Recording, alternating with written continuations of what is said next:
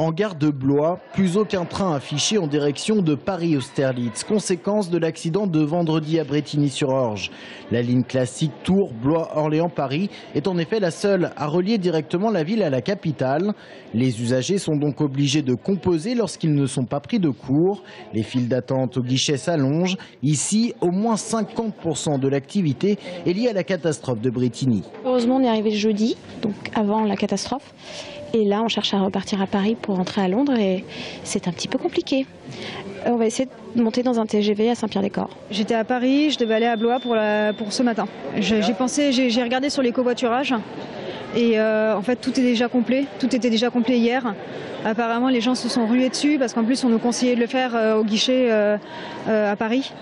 Donc voilà, j'avais pas vraiment le choix, c'est TGV aller, TGV retour, 84 € de transport, sympa.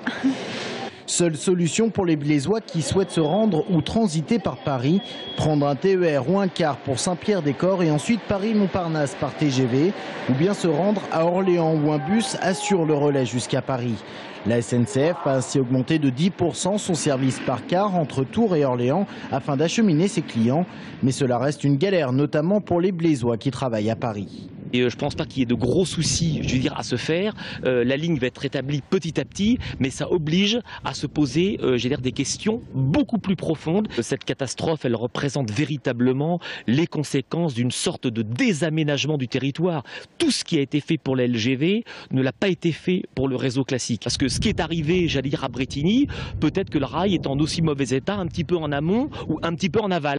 En janvier 2011, la SNCF avait justement défini la ligne Tours-Blois-Paris comme l'une des 12 lignes malades sur le territoire français.